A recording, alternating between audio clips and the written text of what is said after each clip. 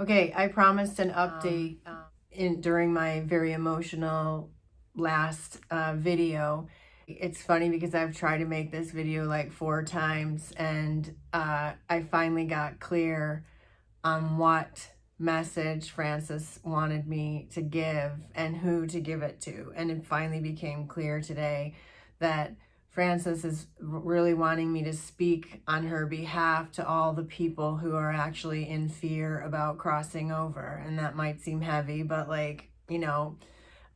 because and to tell a bit of the story about her journey to the other side, because it is beautiful and it's powerful. And in my last video, again, I touched on that I was dancing with her, and then I kind of moved on. But that's really like when that's really the core of this message is, so that morning, when I referenced dancing with her, I need to say, again, how weak she was. And the Francis I knew, I didn't know anything about how active she was before she became ill or anything, because, we weren't working on that. And so I had no idea all these beautiful things in her life and how incredible and powerful. I mean, I knew her soul was that, but I didn't know how she expressed that here in the physical world.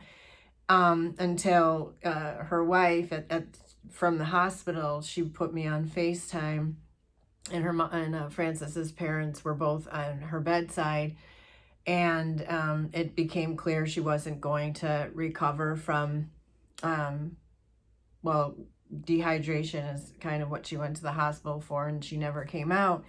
But so I said, can you just turn the phone to Francis and let me tune in? And so when I tuned in, I gave it a second, and then it was so cool because, and it was new for me, but it was like I was up.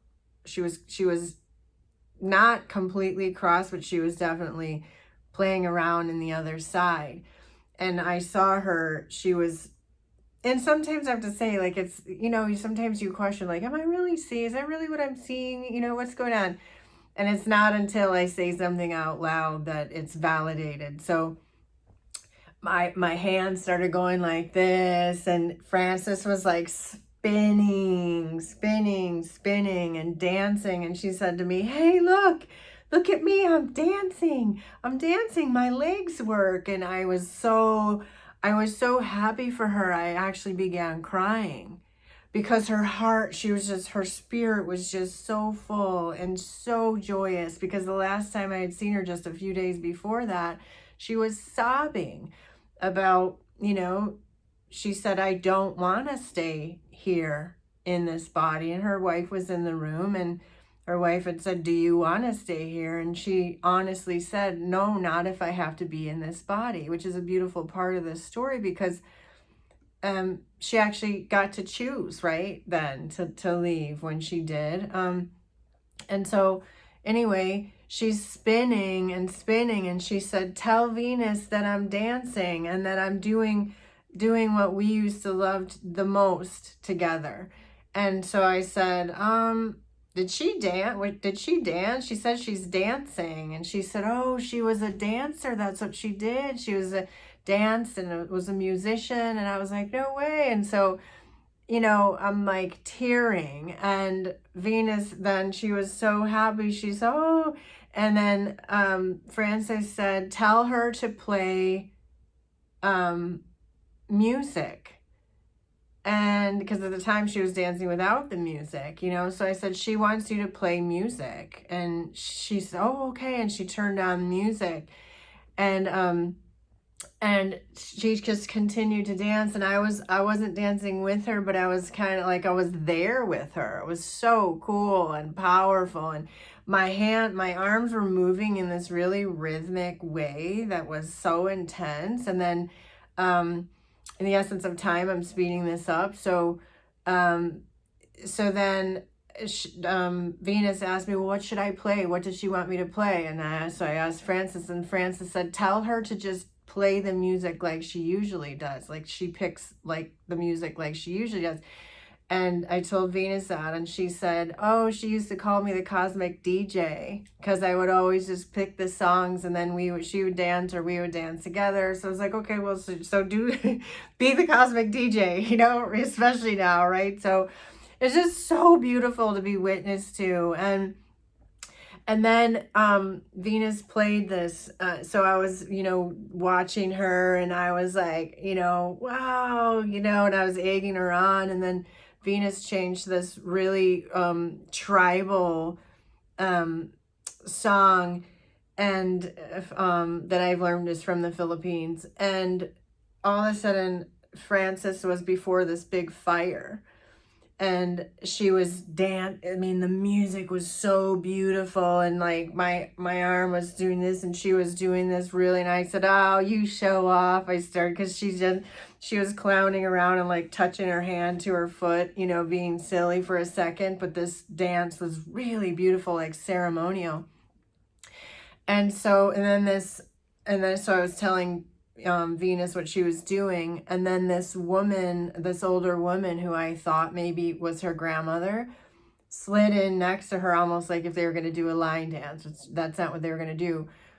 But then Frances said, tell Venus that the woman who taught me this dance is with me. And I said, oh, Venus, is that her grandmother that taught her the dance? And Venus said, no. She said, well, I don't know. She hasn't seen her since 1991, I think she said, but she was an elder. We don't know if she's on the other side or not. And I was like, well, she sure is, because they are dancing in front of a fire.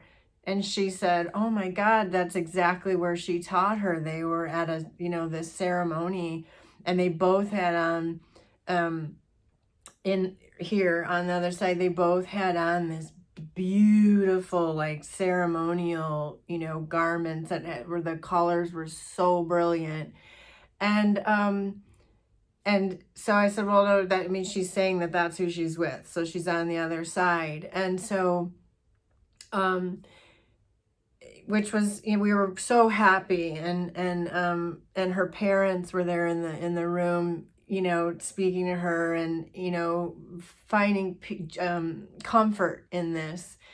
And so, and then Frances wanted the music turned off, and then she said, can you ask Venus to go in the hallway for privacy? And so, you know, I said, she wants you to go in the hall for privacy to talk to you. And so Venus immediately went out, you know, into a space there, and they had the most beautiful, beautiful conversation together. And Venus was crying, and she's given me permission to make this. In fact, she wanted me to make this video in honor of Frances and their beautiful life together and their time together. So Venus was crying because she was feeling bad about, you know, the timing of some things that happened right before Frances got sick. And there's some private stuff, you know, but Frances was able to reassure her and tell her, don't worry about anything. Please just go to the beach. And because the last day I saw her here in my clinic, Spirit kept saying, go to the beach, go to the beach, go to the beach. And I was even like, God, they are really harping on this beach thing, you know, which, I mean, who doesn't like to go to the beach? But it was, you know, now in hindsight, I realized it's because she wasn't going to be here that much longer, and to go to the beach and give some of this back to the ocean. It was really powerful. And so they did indeed do that. And so Frances, in this private conversation, was saying, you know, continue to go to the beach and dance along the shore. I'll be there with you always. And go be free, and go dance, and go twirl, and all these things. And that everything that you are thinking that's causing you pain in your human brain. And it's funny because she kind of like, you know, elbowed me in a way, and saying, like, just like you were saying that, you know, our human minds create so much pain for us, and the things that you know, we cling on to that aren't even real, that we make real with our minds aren't really real. And so she was explaining to her that she understood that now already. And she, like I said, she was still, you know, a bit in her body still, but she wanted us to know that she had already learned this, and she was already free of the human brain because she was in her higher self, right? So she just said, none of that matters. Like, none of the things that are causing you pain right now, they're not real. None of it's real. Poof, it's gone. It's nowhere. So let it go and just be in joy. And so and then we closed because I had to do sessions, and that was 11 in the morning. And you saw that, you know, that's when I tearfully made my last video. And then it was like Frances said to me, you know, once we were off the phone, she said, ask if you can come to the hospital.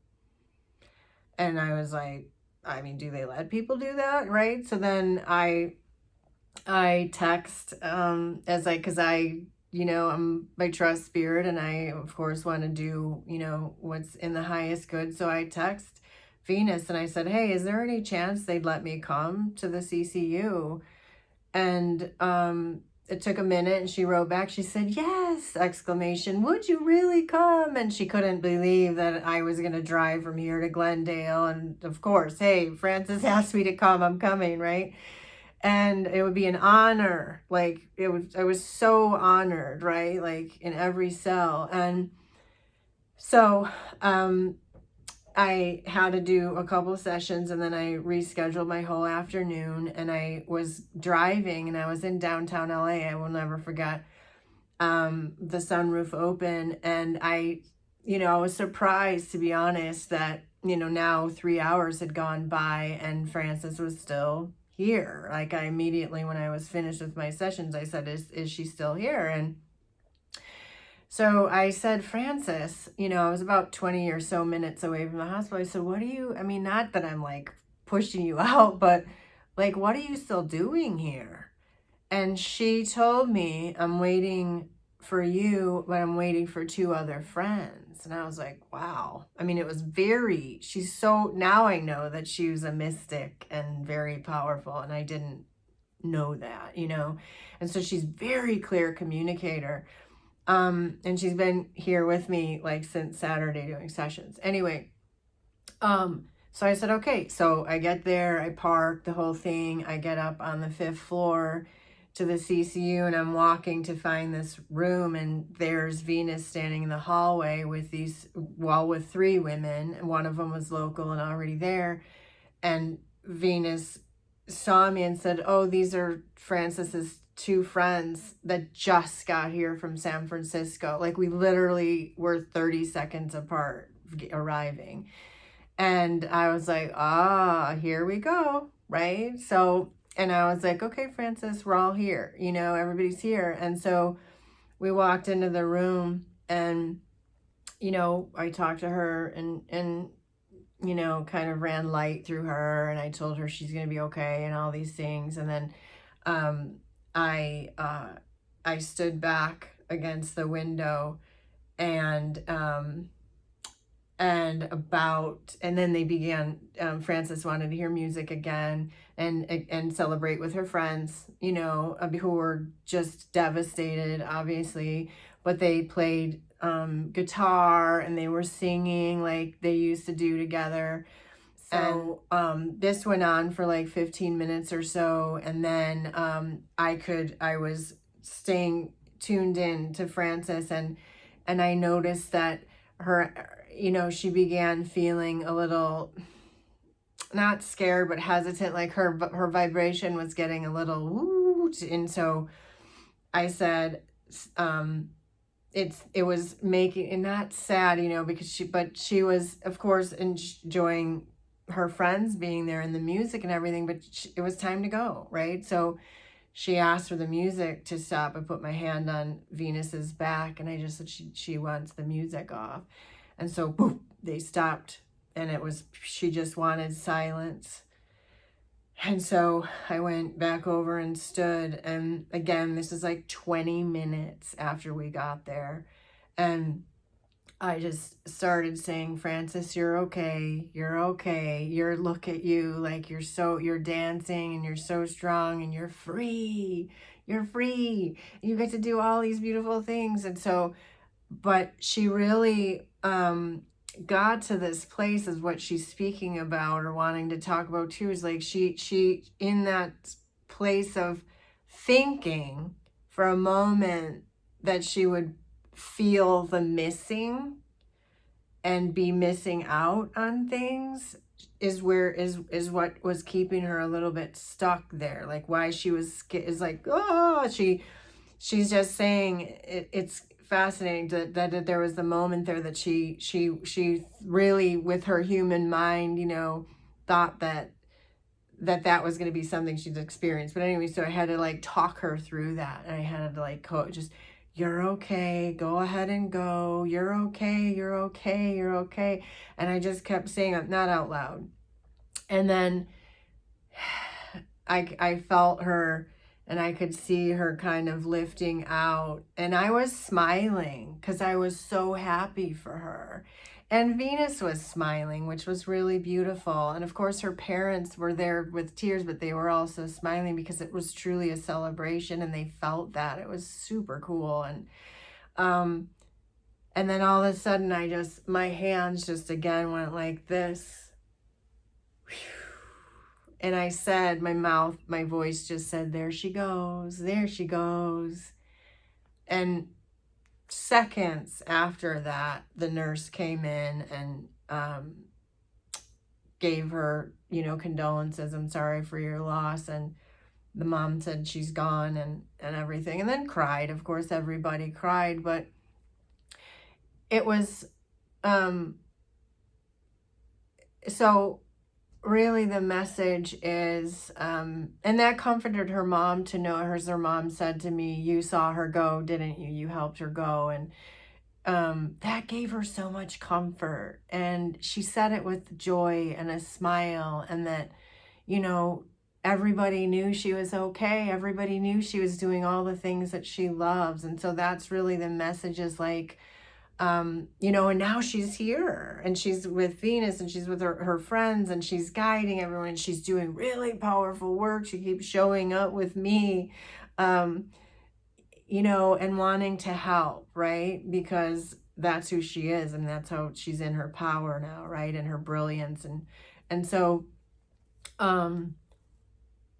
really, like, her message, because it's her message, it's not mine, is like, it's okay, you know, it's okay, and it's beautiful, and you're free of, I think she's speaking mainly, she just cautioned, like, it's like people who are living in really sick bodies and are in pain and all of that stuff, is like, spend the last stretch of time in your body doing the things that you still can do, and go out and do them. Don't do things, she's saying, that are creating more pain and weakness and fatigue, and sleep through it. Whatever it is, whatever you can do, because she went all the way up to the end in excruciating pain, diarrhea, and not being able to do anything. I mean, she could barely make it to the beach. So joy, joy, joy, joy, joy. And you'll be dancing or playing poker or whatever it is that you love to do, is really the truth of what's going on. And you're met with incredible, powerful souls, and you'll still be with your loved ones, and it's important that they know that too.